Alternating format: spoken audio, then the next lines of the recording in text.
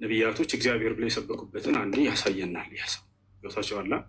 ይህ ነው አንደኛ እሱ ነው። ሁለተኛ ነገር ወደ አላህ ስብሐነ ወተዓላ ስንመጣ ነቢያቶች ሁሉ አላህን ሰብከዋል ወይ? አዎ። ከማንን ጀምር? ከመጀመሪያዎቹ ነቢያቶች ኑሕ ዓለይሂ ሰላም ምን አለ?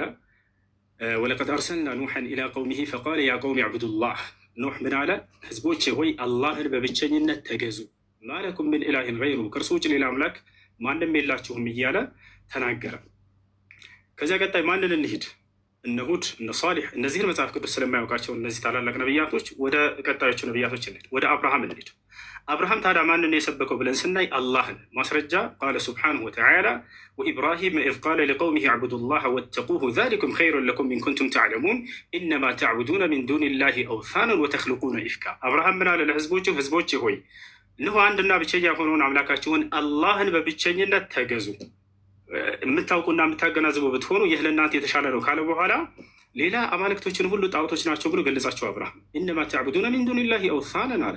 እነዚያ ከአላህ ውጭ የምትገዟቸው ሁሉ ጣዖቶች ናቸው አለ። ስለዚህ ማነው አምላክ አለ? አላህ ነው ብሎ ተናገሩ። ከዚያ በኋላ እነማን እንሂድ? ነቢዩ ዒሳ ዓለይሂ ሰላም ወይንም ነቢዩ ኢየሱስ። እርሱ ምን አለ? ወኢነላሃ ረቢ ወረብኩም ፈዕቡዱሁ ሃዛ ሲራጡን ሙስተቂም። ያው ነቢያቶች ሁሉ አምላካቸውን ያሳውቃሉ። የእኔም ጌታ የእናንተም ጌታ እርሱ አላህ ብቻ ነው፣ እርሱም በብቸኝነት ተገዙት፣ ይህ ነው ቀጥተኛው መንገድ አለ። ከእርሱ በፊት ኢልያስ የተባለው ታላቅ ነቢይ ማንን ሰበከ ከተባለ አምላኩን አላህን ስሙን አሳውቃል። አላህ ነው እያሉ ቃለ ኢልያስ ዓለይሂ ሰላም ቃለ አላህ ስብሓነሁ ወተዓላ ሓኪያን አን ኢልያስ ዓለይሂ ሰላም ፊ ሱረት አሳፋት ወኢነ ኢልያስ ለሚነ ልሙርሰሊን ኢዝ ቃለ ሊቀውሚሂ አላ ተተቁን አተድዑነ በዕለን ወተዘሩነ አሕሰነ ልኻሊቂን አላህ ረበኩም። ኢልያስ ከነቢያቶች መካከል ነው ካለ በኋላ ምን አለ? አላህ ነው ጌታችሁ፣ ወረበ አባኢኩም ልአወሊን የቀደሙት የአባቶቻችሁም አምላክ እርሱ አላህ ነው እያለ አስተማረው ማለት ነው። ይህ ነው እንግዲህ ነቢያቶች አምላክ አላህ ስብሐነ ወተዓላ እንድናመልክ እንዲሁም እርሱን አሳውቀውናል።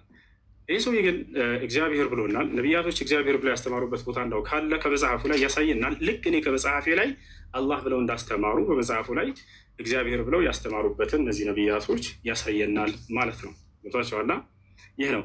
ሌላኛው ነገር ካነሳው መካከል ስለ መጀመሪያ ላይ ገና ሲገባ ጊዜ ምን ብሏል?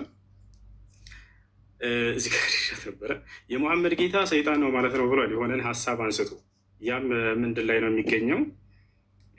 ነቢያችን ሰለላሁ ዐለይሂ ወሰለም መጀመሪያ አስተምሮታቸውን ጀምሮ አካባቢ ላይ ሰይጣንህ ትቶሃል ብለው በተናገሩ ጊዜ መካ ከሃዲያኖች ያንን አስመልክቶ የእሱ የራሱን ሀሳብ ምን አለ? ስለዚህ የሙሐመድ ጌታ ሰይጣን ነው ማለት ነው አለ።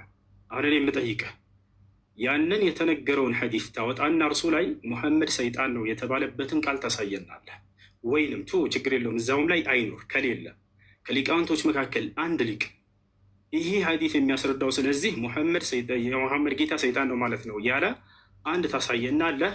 ልክ አንተ እንደተናገርከው ማለት ነው።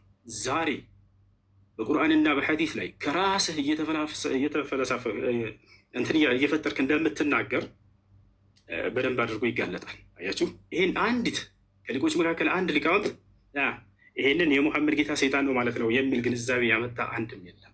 ይሄንን ልታመጣ እፈልጋለሁ፣ እጠብቅሃለሁ አሁን እንድታመጣ።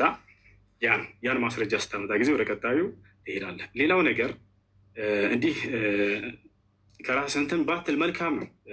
አላህ ሰይጣን ነው ምናምን የሚል ቃል ከሊቃውንቶች እንዲህ ብለዋል ብለህ ከዚህ በኋላ አስከትል። ከራስህ አትናገር። ሽፎኝ ያለውን ነገር ቁርአንና ሐዲስ ላይ ተናገር፣ ችግር የለውም።